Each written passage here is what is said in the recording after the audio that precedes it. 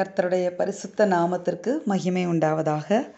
ஆண்டவராகிய இயேசு கிறிஸ்துவின் நாமத்தினாலே இந்த புதிய மாதம் உங்களுக்கு ஒரு ஆசீர்வாதமான மாதமாக இருப்பதாக.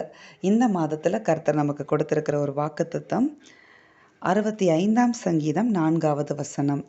உம்முடைய பிரகாரங்களில் வாசமாயிருக்கும்படி நீர் தெரிந்து கொண்டு சேர்த்து கொள்ளுகிறவன் பாக்கியவான்.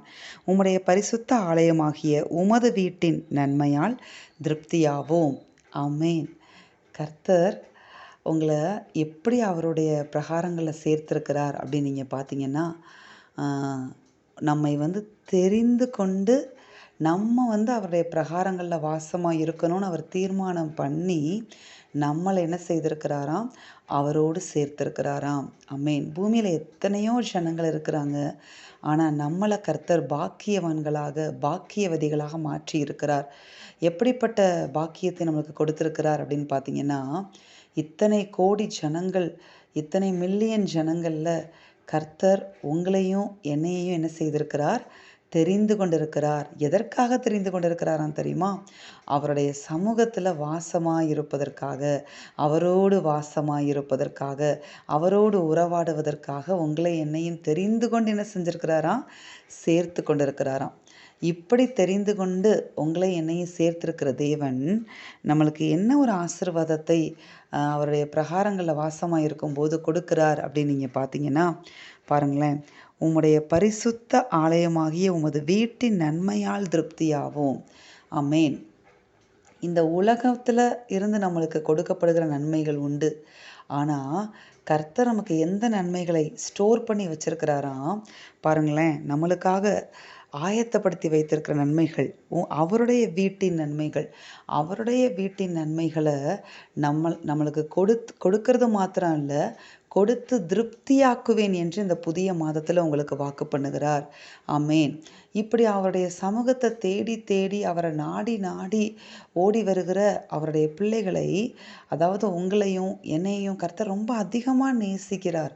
அதிகமாக நேசிக்கிறது நிமித்தமாக அவருடைய வீட்டின் நன்மைகளை என்ன செய்கிறாராம், நமக்கு ஆயத்தப்படுத்தி சரியான நேரத்தில் அதை நமக்கு கொண்டு வந்து கொடுக்கும்படியாக, கொடுத்து நம்மளை திருப்தியாக்கும்படியாக தேவன் அவற்றை நம்மளுக்கு ஆயத்தப்படுத்தி வைத்து கொண்டிருக்கிறார். ஆமென். அதனால தான் ஆண்டவருடைய வார்த்தை இப்படியாய் சொல்லுகிறது, தேவனிடத்தில் அன்பு கூறுகிறவர்களுக்கு அவர் ஆயத்தம் பண்ணி வைத்தவைகளை கண்கள் காணவும் இல்லை, காதுகள் கேட்கவும் இல்லை, மனுஷருடைய இருதயத்தில் அவைகள் தோன்றவும் இல்லை என்று சொல்லி எழுதப்பட்டிருக்கிறது. ஆமென். ஆண்டவர் உங்களுக்கு இன்றைக்கு சொல்லுகிறார், அவர் உங்களுக்காக ஆயத்தப்படுத்தி வைத்திருக்கிற நன்மைகளை உங்கள் கண்கள் இன்னும் காணவில்லை, காதுகள் கேட்கக்கூட இல்லை. ஏன் உங்கள் இருதயத்தில் அதெல்லாம் கற்பனை கூட பண்ணி பார்த்து ஒரு தடவை கூட வந்து போகலை, தோன்றக்கூட இல்லை. அப்படிப்பட்ட காரியங்களை கர்த்தர் உங்களுக்காக என்ன செய்து வைத்திருக்கிறார் தெரியுமா? அவருடைய வீட்டின் நன்மைகளை ஆயத்தப்படுத்தி வைத்திருக்கிறார். அதை ஏற்ற நாளில், ஏற்ற நொடியில், இந்த மாதத்தில் கர்த்தர் உங்களுக்கு கொடுப்பார். கொடுத்து ஆசிர்வதிப்பார். ஆசிர்வதித்து உங்களை திருப்தியாக்குவேன் என்று சொல்லி இந்த மாதத்தில் வாக்குத்தத்தம் பண்ணுகிறார். அப்போ இந்த நன்மைகளை அவர் கொடுக்கிற அந்த கரெக்டான அவருடைய டைமில் நம்ம பெற்றுக்கொண்டு அவரை மகிமைப்படுத்த வேண்டுமானால் நாம் தொடர்ந்து என்ன செய்ய வேண்டும் தெரியுமா? அவருடைய பிரகாரங்களை நம்மை சேர்த்திருக்கிறாரே. இத்தனை லட்ச ஜனங்களில், கோடி ஜனங்களில், மில்லியன் கணக்கான ஜனங்களில் உங்களையும் என்னையும் தேடி தெரிந்து கொண்டு இலவசமாய் அவருடைய ரட்சிப்பை நம்மளுக்கு கொடுத்து அவருடைய பரிசுத்த இரத்தத்தினால் நம்மளை கழுவி சுத்திகரித்து அவருடைய பிரகாரங்களில் நம்மை சேர்த்து கொண்டிருக்கிறாரே. நாம் தொடர்ந்து அவரோடு கூட சேர்ந்து ஐக்கியமாக இருக்க வேண்டும். அவருடைய சமூகத்தில் தொடர்ந்து காணப்பட வேண்டும். இது ஒன்று தான் அவர் நம்மக்கிட்ட விரும்புகிறது. ஆமென். அவரை விட்டு விலகுகிற எந்த காரியத்தை நாம் செய்து அவரை விட்டு விலகி போயிடக்கூடாது. தொடர்ந்து அவரோடு கூட நாம் இருக்கணும், அவரோடு நாம் பயணிக்க வேண்டும் என்பது தான் அவருடைய விருப்பம். ஆமென். அப்படியாய் நாம் பயணித்து கொண்டே இருக்கும்போது இறுதியாக நம்மளை அந்த பரலோகத்தில் நம்மளுக்காக ஆயத்தப்படுத்தி வைத்திருக்கிற அந்த வீட்டில் நம்மளை கொண்டு போய் சேர்த்து, நம்முடைய வாசஸ்தலத்தில் நம்மை கொண்டு போய் சேர்த்து நம்மை மகிழ பண்ணுவார். ஆமென். நாம் செபிப்போமா? எங்கள் அன்பின் பரலோக பிதாவே, நீர் கொடுத்த இந்த வார்த்தைகளுக்காக உமக்கு நன்றி. இந்த வார்த்தையின்படி நீர் எங்கள் ஒவ்வொருவரையும் ஆசீர்வதிப்பீராக தகப்பனே. ஆண்டவரே, உம்முடைய வீட்டின் நன்மையால் இந்த மாதத்தில் திருப்தியாக்குவேன்னு சொல்லியிருக்கிறீங்கப்பா.